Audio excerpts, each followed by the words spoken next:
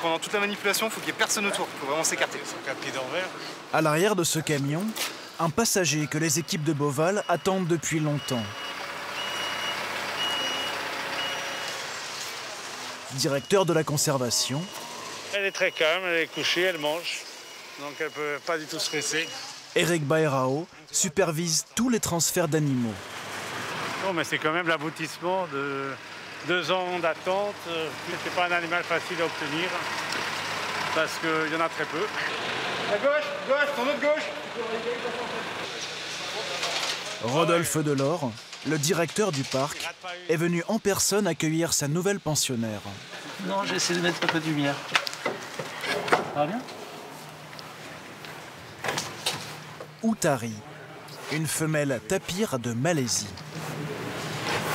Vous allez sortir, vous mettez dans le box à côté. Née en captivité dans un zoo belge, elle est âgée d'1 an. Elle est belle, hein? Super. Elle est super propre après un transport. Hein. Elle est super calme. Originaire du sud-est asiatique, le tapir malais peut peser jusqu'à 400 kilos. Une robe noire et blanche, comme le panda, pour se camoufler à l'ombre des forêts tropicales. À cause de la déforestation, il resterait moins de 2500 spécimens à l'état naturel. Combien ça coûte un tapir malais? Il ne nous coûte rien, uniquement les frais de transport, uniquement. Et il nous est confié dans le cadre du programme d'élevage européen. Un programme destiné à assurer la survie des espèces menacées. Elle est belle. Très très calme. Outari n'appartient pas à Beauval. Elle lui est confiée pour faire des petits, lesquels iront à leur tour vivre dans d'autres zoos. Maintenant, il faut qu'elle devienne un peu plus mûre pour commencer à faire des petits le plus vite possible. D'ici quelques jours, Outari sera présenté à Tioman, Il est beau aussi, lui. Hein. le seul tapir du zoo. Tu vois, je crois qu'il s'en fiche que sa femelle soit arrivée et en train de brouter des herbes. Tranquille. Elle est encore jeune aussi. Ouais, c'est vrai. La femelle sera en âge de se reproduire dans 2 ans. Rodolphe et Eric connaissent l'importance d'un bébé tapir pour la survie de l'espèce. Ils savent aussi que la naissance d'un animal rare dans le parc fait à chaque fois grimper le nombre de visiteurs. Parti d'une petite réserve ornithologique ouverte en 1980, Beauval est aujourd'hui le zoo français qui accueille le plus grand nombre d'animaux. 35 000 individus pour 800 espèces. Il est aussi le plus fréquenté. 1,6 million de visiteurs en 2019. Des investissements permanents, comme ce gigantesque dôme, inauguré il y a quelques mois, dédié à la faune et à la flore équatoriale. En France, Beauval est le seul zoo à accueillir des koalas, des pandas ou encore des diables de Tasmanie. Une incroyable success story au cœur du Loir-et-Cher.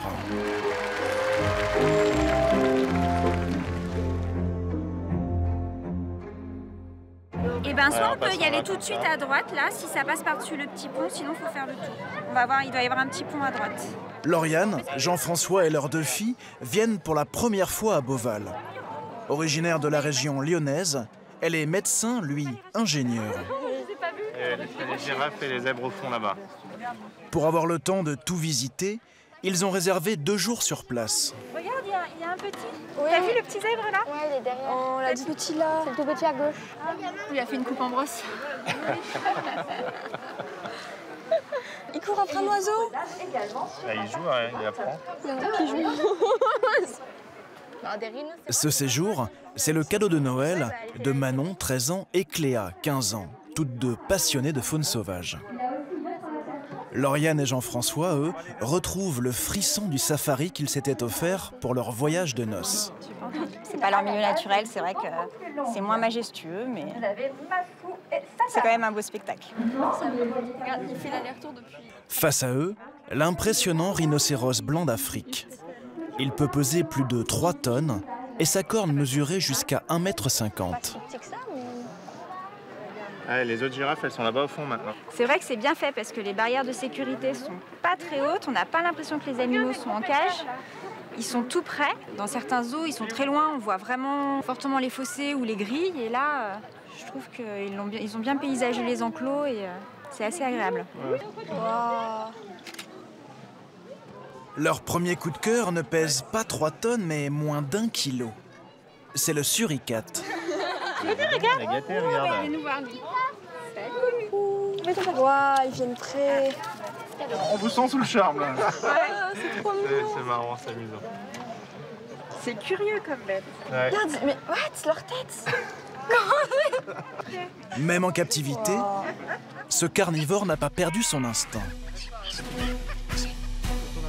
Une sentinelle guette en permanence à l'horizon la présence de prédateurs.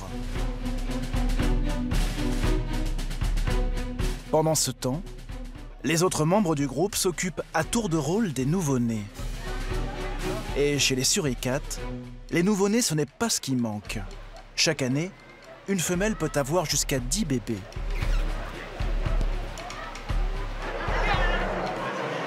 Pour un pass valable 2 jours, la famille a déboursé 51 € par personne. Le tarif comprend l'accès au téléphérique qui, depuis 2 ans, survole le parc. Mettez vos pieds là, ça va être drôle, on va faire une photo avec les pieds. Oh punaise. Un investissement à 8 millions d'euros qui permet sans effort de relier la savane africaine aux forêts équatoriales de Chine, là où vit la star de Beauval. Regarde, il est là. C'est l'enclos qui attire le plus de visiteurs. Ouais. Ça a tout à fait la... Ici, pour avoir une bonne place, il faut jouer des coudes.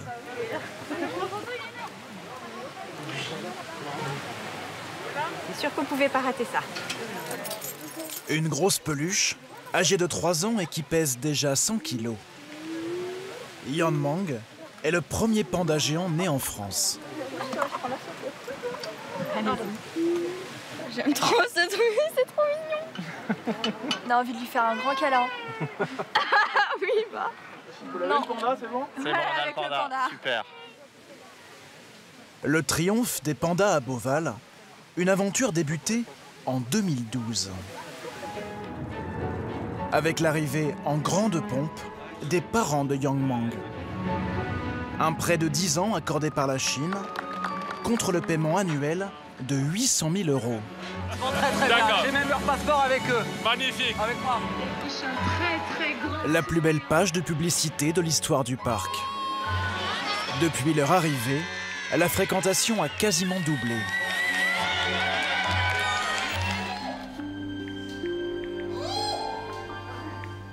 Mais il faudra attendre 5 ans pour voir le premier bébé panda naître sur le sol français.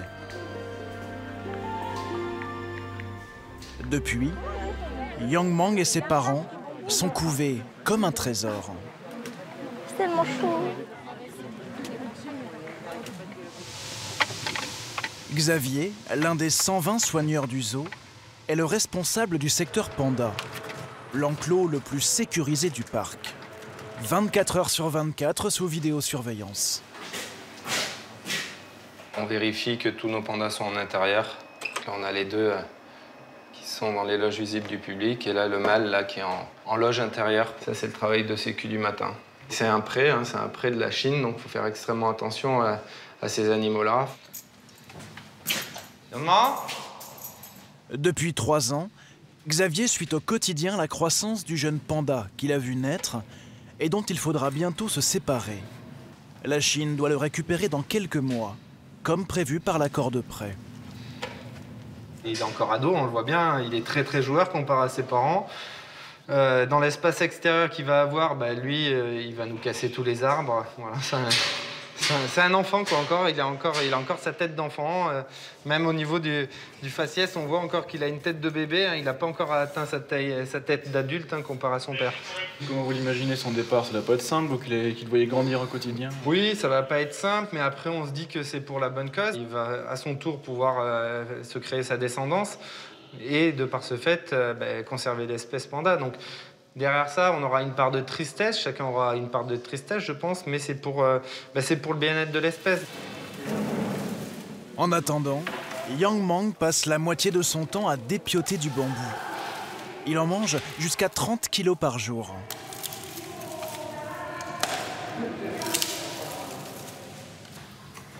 Ses parents pourraient eux aussi retourner en Chine en 2022. Sauf si la femelle attend un nouveau bébé. C'est ce qu'espère Rodolphe, le directeur du zoo. Bon, tu nous fais un bébé l'année prochaine? Un ou deux peut-être? Une femelle panda n'est féconde que 48 heures par an. Afin de suivre précisément les cycles d'ovulation, des prélèvements d'urine sont effectués plusieurs fois par semaine. Les soigneurs ont donc appris à la femelle à uriner sur commande. Pour l'attirer, Xavier utilise un bâton, une target, cible en français, et la récompense avec des bouts de pommes. Un seul mot, et Juan Juan se plie comme par miracle, enfin 9 fois sur 10, aux demandes du soigneur.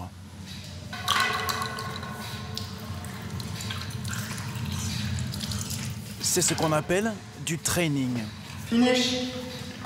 De l'entraînement médical. Et il ne concerne pas que les pandas.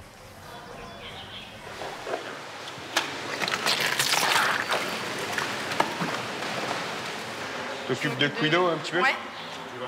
De nombreux animaux y sont soumis, surtout les plus dangereux, ceux qu'on n'approche pas sans risque, comme les hippopotames dont s'occupe Baptiste. Ça paraît des grosses vaches qui vont dans l'eau, là, qui se posent comme ça et puis qui sont tout calmes. Sauf qu'en vrai, ça peut courir à 40-50 km/h. Donc d'un seul coup, en fait, ça peut devenir des fusées. C'est des animaux qui sont territoriaux. Et c'est pour ça que c'est les plus tueurs en Afrique. Sur leur territoire, ils tolèrent quasiment personne, quoi. Hein, ma belle? Baptiste leur a donc appris à coopérer. Voilà. Kiwi, elle, c'est elle qui bosse le mieux par rapport à l'ouverture de la gueule, justement. Et là, on peut voir tous les plis de gras dans lesquels ils peuvent se coincer de la paille et où il est important d'avoir accès à la gueule pour aller vérifier qu'il n'y ait pas un petit brin de paille qui lui fasse un abcès. Et cet entraînement débute dès le plus jeune âge. Salut, ma jolie. Pendant que Baptiste occupe Bolinas, Tiffany commence l'entraînement médical avec sa fille. Target? Gloria, 3 mois à peine. Ok. Le premier hippopotame né à Beauval. Bah ouais. C'est bon? C'est fini? Il est sorti. Gloria est née en juin dernier. La crainte des soigneurs, c'était que la mère rejette son petit, comme cela arrive parfois à l'état sauvage. Au contraire, elle lui offre tout de suite la tétée. 2 jours plus tard, elle lui apprend même à nager. Qu'est-ce que ça représente pour vous de devoir grandir ce petit que vous allez vous mettre? Ah bah ça a une importance toute particulière pour moi parce que les hippos, bah, je les ai installés depuis le départ. J'ai été là dès le début de l'aventure hippopotame à Beauval. Et du coup, le petit premier bébé hippo, ça a été une consécration. Donc là, aujourd'hui, au quotidien, pouvoir la voir grandir tous les jours, c'est un pur bonheur. Il n'y a pas d'autre mot. C'est bien, Bobo. Tiens. Allez. Un pur bonheur pour les visiteurs aussi. Chaque jour, on se bouscule devant l'enclos de Gloria, devenue, au même titre que les pandas, une tête d'affiche du zoo.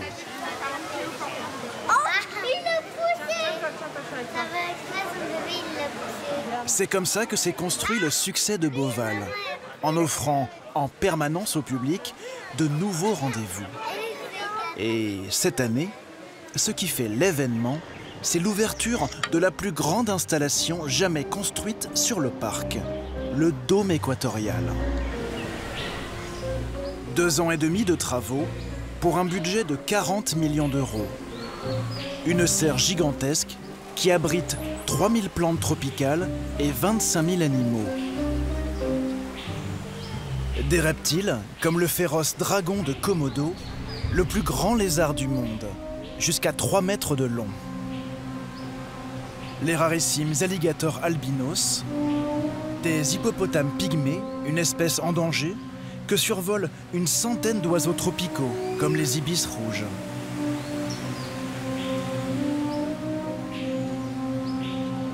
Des singes d'Amérique du Sud, comme les saïmiris et les tamarins lions dorés. Enfin, dans le plus grand bassin d'Europe, 1,7 million de litres d'eau, les stars du dôme, les lamantins des Caraïbes, un mammifère menacé d'extinction. Ce jour-là, leur eau manque un peu de clarté.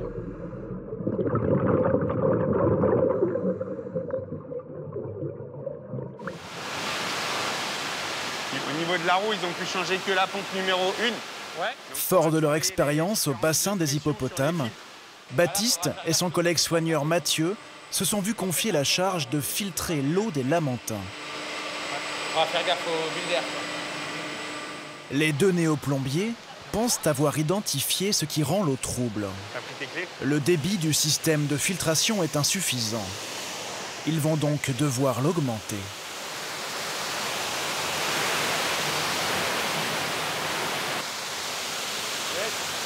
Soigneur, on s'imagine pas forcément à devoir faire ça un jour.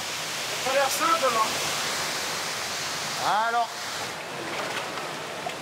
Opération réussie.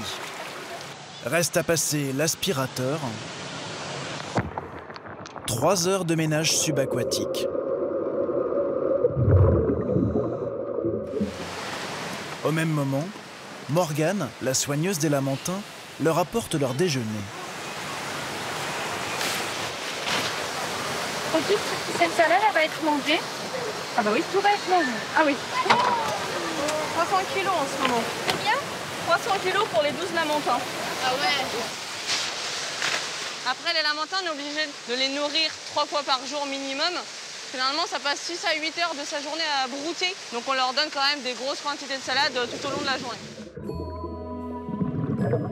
Les lamantins des Caraïbes mesurent jusqu'à 5 mètres et peuvent peser 1 tonne. Ici, leur bassin est composé d'eau douce. Mais dans leur milieu naturel, ces mammifères alternent entre fleuves et mers. Victimes des filets de pêche et des collisions avec les bateaux, les lamantins ont déjà disparu de Guadeloupe et de Martinique. Depuis la construction du dôme, les soigneurs disposent d'un nouvel outil pour surveiller leur santé.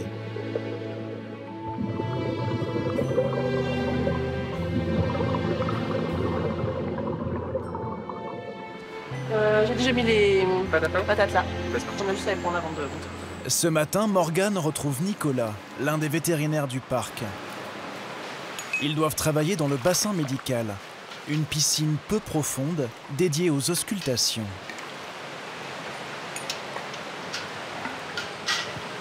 On fait comme l'autre fois, on se met vers là. Pour attirer les lamantins, Morgane utilise un recall. Cet objet métallique diffuse des sons sous l'eau. Mais seule la moitié des individus acceptent d'entrer dans le bassin. Attention, Lolita. Elle est passée les 3 quarts, mais elle rentre pas.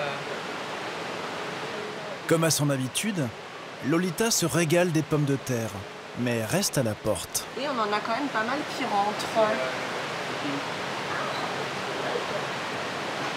Donc là, on a le petit Sécoé, le petit qui est né cette année. Bonjour Sécoé. Bien chéri. Il aime bien le bassin médical, il est en confiance. Bien chéri. C'est important de réussir à faire rentrer là pour vous en tant que vétérinaire? C'est très important qu'ils rentrent. Il n'y a pas d'urgence, mais c'est petit à petit, il faut qu'ils rentrent. Là, quand ils viennent vers moi, je peux voir leurs yeux, je peux voir l'intérieur des narines, les nageoires, s'il y a des plaies, etc. Donc je peux contrôler ça de façon très proche. Je tiens la nageoire depuis tout à l'heure. Oui, c'est que oui, on peut lui retourner aussi la palette avant. On arrive à lui retourner pour essayer de commencer à prévoir des prises de sang. Bientôt, ils pourront même effectuer des échographies. Le parc est doté d'une des meilleures cliniques zoologiques d'Europe. 7 vétérinaires à temps complet, 4 assistants et des moyens matériels quasi illimités. Un bloc chirurgical, des respirateurs et un service d'imagerie médicale qui n'a rien à envier aux plus grands hôpitaux. Ce qu'on va faire, on va faire un protocole qui va prendre complètement quand même toutes les... Enfin, jusqu'aux hanches, comme ça on est sûr qu'il n'y a rien. Donc le but, c'est qu'on ait... Ce jour-là, Nicolas fait passer un scanner à cette pintade. Elle boite depuis plusieurs jours et pour l'instant, aucun examen n'apporte d'explication. Ok, on lance du coup. Ce scanner a coûté 300 000 €. Ensuite, ça retravaille derrière. Okay. C'est beaucoup de moyens pour une pintade, non? Alors oui, c'est beaucoup de moyens. Pour nous, c'est un animal. Il faut qu'on le traite de la meilleure façon possible. Et que ce soit une pintade, un lion, un panda, on va faire tout ce qu'on peut de toute façon. C'est une vraie chance pour les animaux et pour nous en tant que vétérinaires. Pierre, 27 ans, occupe ici son premier poste. Après 8 ans d'études, un CDD d'1 an payé 2 500 € net par mois. Ce matin, il va opérer un petit patient hospitalisé depuis 3 jours. Donc ça, c'est un anolis, c'est un petit lézard. Alors, faut faire attention parce qu'il bouge pas mal, c'est un petit peu. Hop. Tiens, petit fou. Et donc lui, c'est un que je suis depuis déjà un petit moment, du coup, qui a été blessé par un autre individu là, au niveau de la mandibule. En fait, aujourd'hui, je vais juste l'opérer pour essayer de reconstruire les mandibules ici et faire en sorte qu'il arrive à se nourrir de lui-même. À l'état sauvage, ce lézard originaire des États-Unis serait mort de faim. Ok, super. Pierre va tenter de lui offrir une seconde chance. Comme chez les humains, l'anesthésie présente toujours des risques. Et là, pour l'instant, il est super stable, il respire bien. Mais quelques minutes plus tard, le cœur du petit lézard faiblit. Je te prends ça. Ouais. Nicolas vient en renfort. T'es en auscultation, tu l'avais bien? Oui.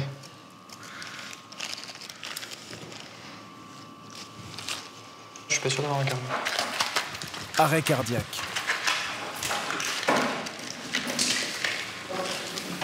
On va balayer. Pour le sauver, massage cardiaque et injection d'adrénaline. Céline, tu sens le cœur dessous? Le cœur est si petit, moins d'1 centimètre de diamètre, que le stéthoscope ne suffit pas pour s'assurer qu'il est bien reparti. Pierre procède donc à une échographie. D'accord. Petit coup de chaud, là? Un petit coup de chaud, oui. Le cœur bat à nouveau. Les vétérinaires reprennent l'opération et parviennent à réparer la mâchoire du lézard. Pour essayer de rétablir une stabilité. 2 heures plus tard, le reptile a retrouvé sa belle couleur verte. Et c'est un signe qui nous laisse penser qu'il s'est bien réveillé du coup aussi. J'aurais été triste. Ouais, ça fait 3 semaines que je le suis et que je passe... Malheureusement, le petit reptile, très affaibli, ne survivra pas. Il décède 48 heures plus tard. Des décès, mais aussi des naissances. Nicolas est appelé pour un heureux événement. Un baptême, celui d'un fourmilier géant. Né il y a 2 mois, le petit ne quitte le dos de sa mère que pour téter. Afin de déterminer son sexe, Nicolas va devoir les séparer, mais sans entrer dans la cage. Ils sont très mignons, c'est joli, on dirait qu'ils sont pas dangereux parce qu'ils n'ont pas de dents non plus. Par contre, quand on voit leurs pattes avant, ils ont des griffes qui sont vraiment très très longues et qui sont très dangereuses. Ils peuvent nous éventrer, donc c'est hors de question qu'on rentre avec eux en direct comme ça. Originaire des forêts tropicales d'Amérique du Sud, le fourmilier géant mange jusqu'à 30 000 fourmis par jour. Mais ici, son péché mignon, c'est une bouillie d'avocats et de raisins.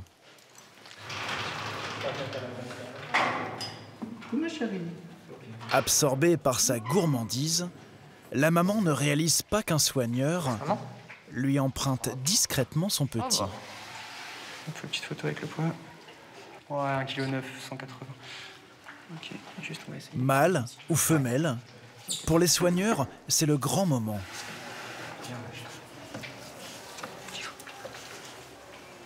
C'est bon. Ok, c'est un petit mâle. Ok, vas-y, repose-le. Oui, c'est bien, bébé, super. Voilà, c'est bien, bonjour. Donc encore un petit mâle. Vous avez déjà des idées de prénoms? Ouais, quelques-unes, ouais. Des idées correctes? Oui, bien sûr, présentable, toujours. Mon collègue, il avait pensé à Gus. Il y avait quoi? Gary? Des noms comme ça. Les parents sont américains, il fallait quelque chose. C'est la nuit. Ce sera finalement Gus.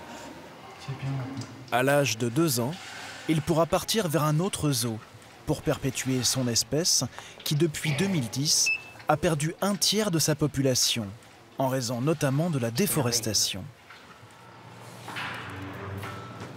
Une nouvelle naissance. Dans l'enclos des éléphants, on attend ça depuis 2012.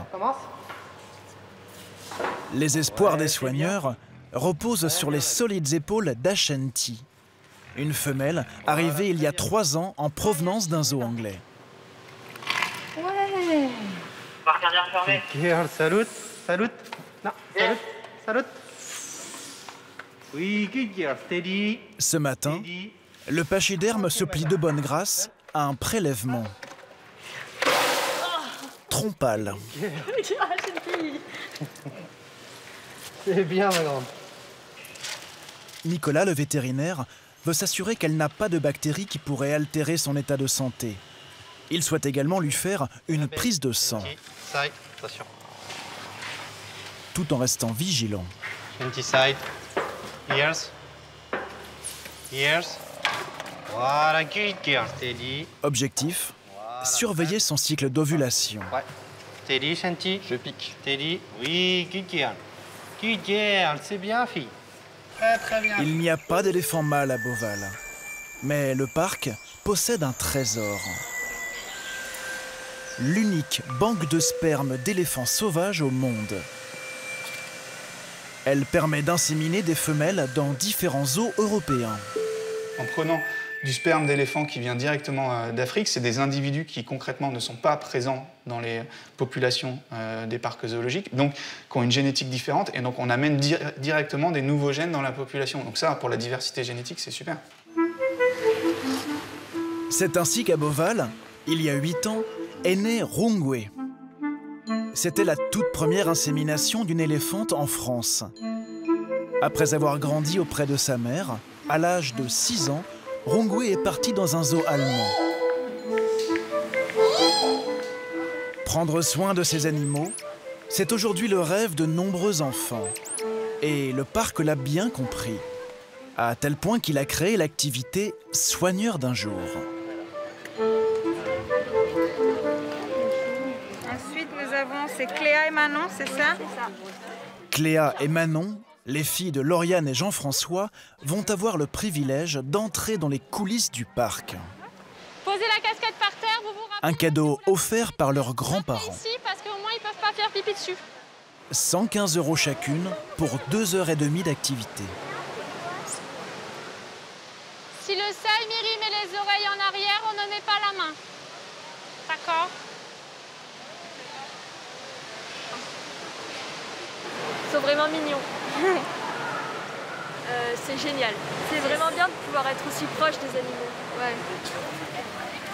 Face aux dents aiguisées du coati, un cousin sud-américain du raton laveur, Manon a, elle, moins envie de proximité. Ils sont pas rassurés là. Non, la taille de leurs griffes, c'est pas très rassurant. Ouais, m'approcher trop, c'est non. En plus, je pense qu'ils peuvent mordre, donc j'évite de trop m'approcher quand même. Par contre, ils se rapprochent. C'est bon. C'est aussi ça la vie de soigneur. Le risque parfois de se faire mordre et surtout, quotidiennement, l'obligation de nettoyer les enclos. Ça te fait toujours autant rêver? Ça va, c'est un peu compliqué quand même. Hein. Je me dis faire ça tous les jours, ça peut peut-être des fois être un peu lassant. Mais bon, globalement ça va, je passe quand même beaucoup de temps auprès des animaux. Là on peut voir que les tortues sont juste à côté de nous, donc c'est quand même bien, c'est quand même assez magique de pouvoir faire ça, quoi. La tortue, c'est le seul animal que les enfants auront le droit de toucher. Même cet énorme mâle de près de 300 kilos que les soigneurs ont baptisé table basse. C'est pour ça qu'elles sont pas en train de manger. Elle est vraiment grosse. Une tortue géante d'Aldabra, l'espèce terrestre la plus grosse au monde. Alors, à votre avis, en quelle matière elle est faite, la carapace de la tortue? C'est quelque chose qu'on a dans notre corps aussi.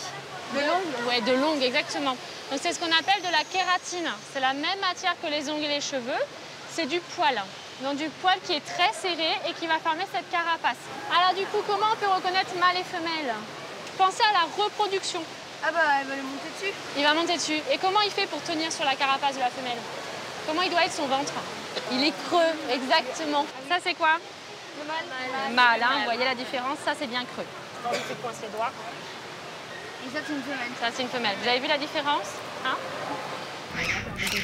Les activités soigneurs d'un jour rapportent aux zoos 300 000 € par an. Une recette non négligeable. Rien que pour nourrir ces animaux, le parc dépense chaque année 1 million d'euros. La nourriture est livrée 2 à 3 fois par semaine. Vivarium, singe. Jérémy est en charge des approvisionnements. Il doit y avoir à peu près 7 tonnes de fruits et légumes qui arrivent ce matin. Et ils viennent d'où ces légumes là? Il y a de la mâche, il y a des avocats, on a du poivron, on a de l'épinard, des mangues, des noix de coco, des papayes, patates douces. La marchandise vient de Rungis et des producteurs locaux. Ces fruits et légumes sont identiques à ceux que mange n'importe quel consommateur. Pour certains animaux, en revanche, il faut faire des courses un peu particulières. Ça, c'est drosophile, qui ressemble à ça. C'est le nourrissage de certains reptiles, style lézard. Là, on est sur des criquets moyens. Il y en a 10 dans la petite boîte et normalement, tout le monde va bien. Pour l'instant. Pour l'instant. Et c'est le repas de qui, ça, non? Des mangoustes. C'est des vers de farine. Une grosse partie pour les oiseaux. Et ça, c'est pas... Ça, c'est pas dérangeant. Ça a quel goût? Un goût de noisette. C'est un petit goût de noisette. Vous mettez un point d'honneur à goûter tout ce qui passe par le magasin? Une grosse partie. Il y a des choses qu'on ne peut pas goûter. Notamment ce que Jérémy stocke dans ses chambres froides. C'est des poussins, ça. Un conditionnement de 10 kilos. Le déjeuner des rapaces. Oui. Et celui des serpents n'est pas plus appétissant. Jérémy est charpentier de formation. Avant d'être embauché ici, il y a 7 ans, il ne connaissait pas grand-chose au monde animal. Il y a différentes tailles de rats. Mais je me doutais bien que les animaux, il y avait des herbivores et des carnivores. Mais je pensais pas être amené un jour, le matin, à distribuer des rats. Les rats congelés achetés par Jérémy seront livrés au dôme tropical. Allez, c'est parti. Du coup, vous restez bien derrière moi, si jamais il y a un peu de tension. Et c'est Benoît qui les distribue. Le jeune soigneur est en charge des alligators. 4 individus, dont 2 albinos, nourris 2 fois par semaine. Hop. Allez, grosse! À l'âge adulte, ces animaux peuvent mesurer plus de 4 mètres et sont particulièrement agressifs à l'état sauvage. Benoît s'approche pourtant à quelques centimètres. Le mâle qui est là, c'est vrai que lui, il vaut mieux rester un peu à distance parce qu'il est assez imprévisible.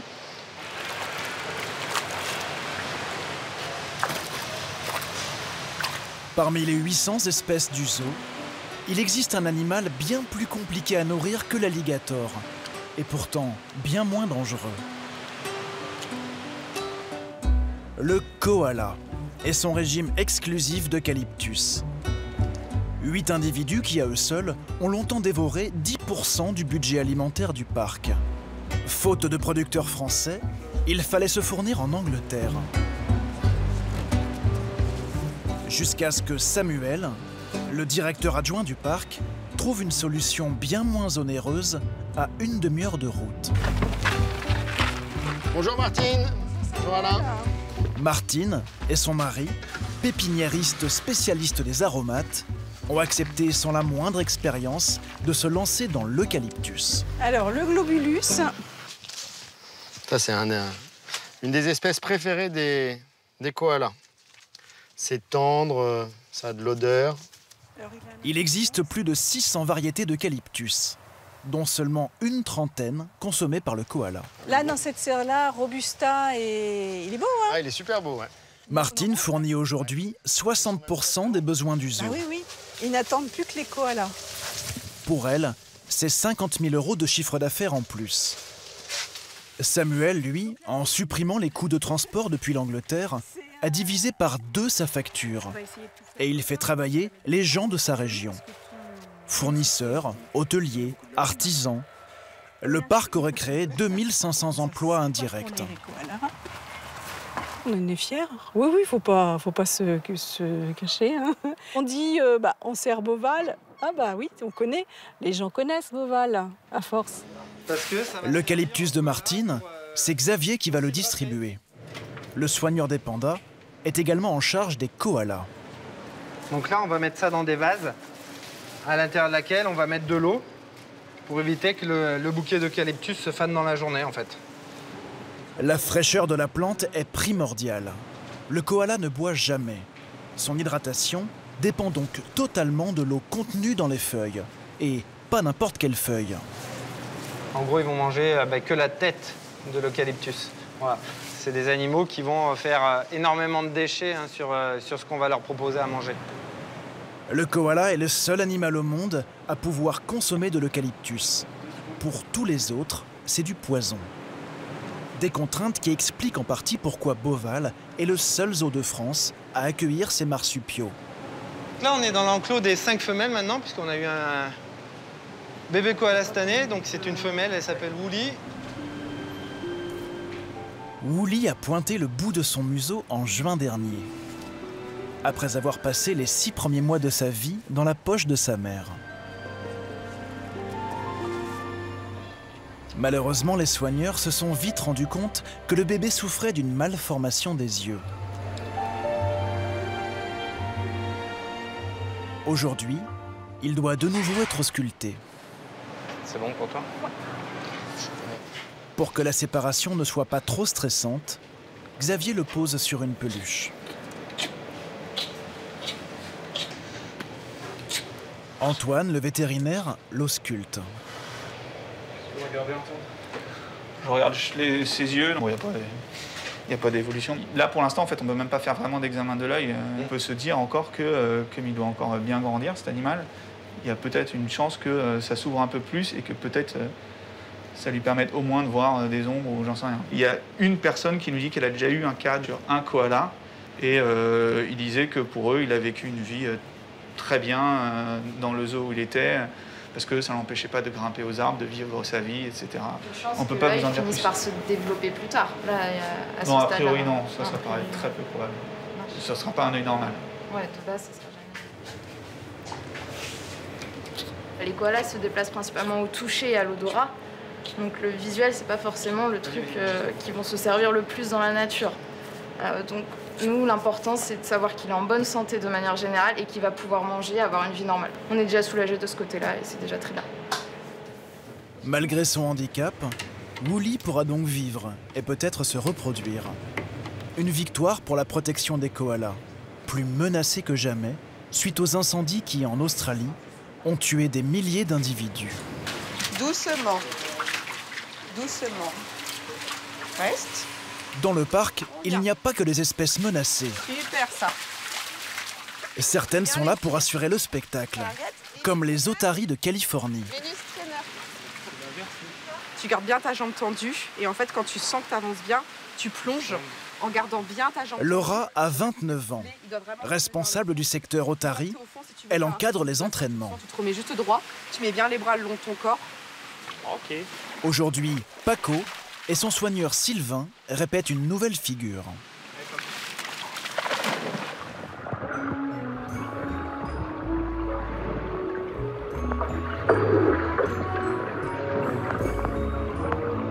Super.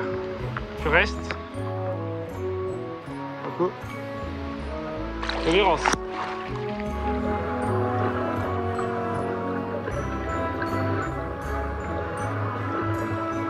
Comme quasiment tous les animaux du zoo, Paco est né en captivité.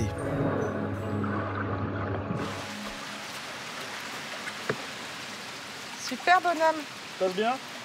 C'est super, il a bien poussé. Sylvain a bien travaillé. Super.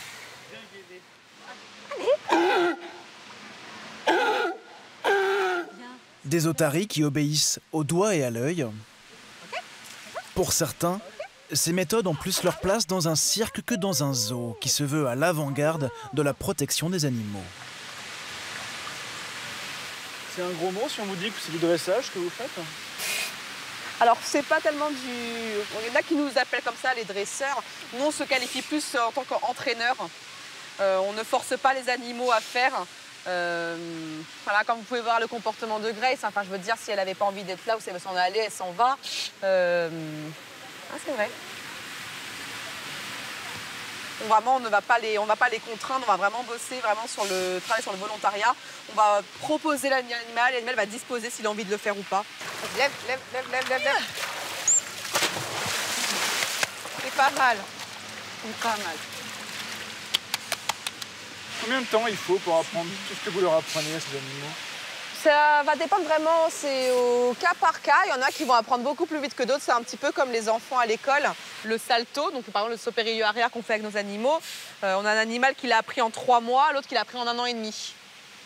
Donc ils ont demandé la même chose, mais c'est juste, voilà, il y en a qui comprennent un petit peu différemment. Bien, il y a le traîneur. Laura et son équipe sont les seuls à pouvoir nager avec leurs otaries.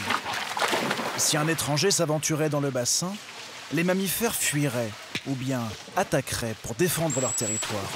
Wouh! Super, parfait. Paco, je l'ai connu tout bébé. Maintenant, il a 8 ans, il grandit. Bah oui, en fait, on crée une relation qui est très forte avec eux. On les voit tous les jours, c'est quand même très plaisant. On passe plus de temps avec nos animaux qu'avec certains de nos amis, en fait, ou même notre famille. La passion de Laura pour les mammifères marins remonte à l'enfance. Après le bac, elle passe 1 an dans l'une des 5 écoles pour soigneurs en France. Un métier où l'on gagne en moyenne 1 500 € net par mois. C'est ça. Moi, je pense comme Sarah, on est des années 90, donc on est la génération, avoir regardé Sauver Willy, Flipper et compagnie. Et voilà, du coup, à 3 ans, tu vois ça, tu dis, plus tard, je serai comme ça. Et 20 ans plus tard, on est là. Ce qu'elle n'imaginait pas, c'est qu'elle aurait aussi à gérer une maison de retraite. En milieu naturel, une otarie vit 25 ans maximum, où là, elle vient de souffler ses 26 bougies. On est avec Mamie Oula. Son quotidien se résume à ça. C'est-à-dire rester en place, se faire caresser, se faire dorloter. Une retraite bien méritée. Parce qu'elle a envie. C'est ça, elle choisit que ce qu'elle veut faire et quand elle veut le faire. Et même si elle veut pas le faire, elle a le droit. C'est Mamie. Oui, il faut manger doucement. Hein. On s'étouffe pas. On s'étouffe. Fini pour elle les spectacles.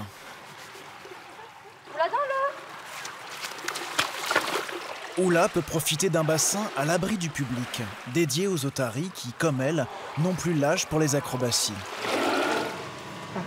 Black est l'autre retraité du parc. Ses dents montrent des signes de faiblesse. Ok, c'est bien. Doucement et... Elles ont les dents qui sont très très noires, donc c'est à cause du tartre. Il fait de manger du poisson, donc nous avec la brosse à dents, du coup on va pouvoir aider justement à réguler un petit peu ça. Ok, c'est bien Boudin. Certaines otaries ne passent jamais par la case retraite. Jusqu'à la fin de leur vie, elles assurent le spectacle qui a lieu 3 fois par jour. La famille de Lauriane arrive juste à temps.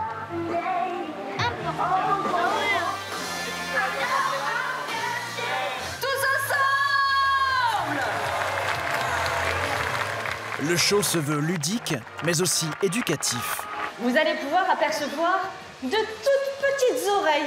Ce sont des pavillons externes. Le phoque, lui, ne possède qu'un trou de chaque côté de la tête. Regardez bien, Kali et Nell vont tout de suite vous faire une petite imitation du phoque.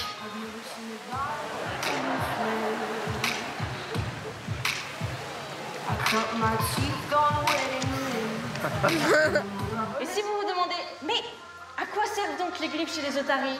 Eh bien, regardez bien Kali et Nell. Tout simplement pour se gratter. Là, il va ressauter. C'est incroyable. Ça se déplace. Non, il va faire le toboggan.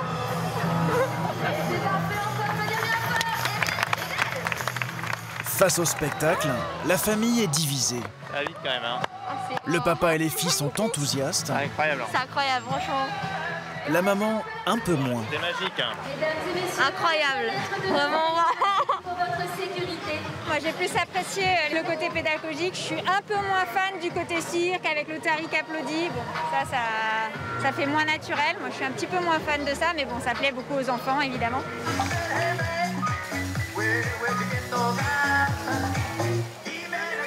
Ce qui plaît aussi aux enfants, c'est la boutique souvenir. C'est votre argent de poche, hein, mais ces deux statues là, je les aime trop. Ah, c'est trop belle. Mais bon, les parents sont pas d'accord apparemment. Je préférais qu'elle ramène quelque chose d'utile. Et le choix est vaste. Voilà. Les 3 boutiques proposent plus de 500 produits dérivés qui génèrent 7 millions d'euros de recettes par an, plus de 10% du chiffre d'affaires du parc. Je ne sens pas fan de cet univers-là. Non, pas trop. C'est un peu la consommation excessive qui ne sert pas à grand-chose, mais bon, après, voilà. C'est le jeu aussi, c'est les enfants, on passe par la boutique. Bon, on le sait un petit peu avant de venir. Ça fait pour le parc également. Oui, ça c'est pour se consoler qu'on pense ça. Dépêche-toi un petit peu quand même. Manon et Cléa vont rester raisonnables.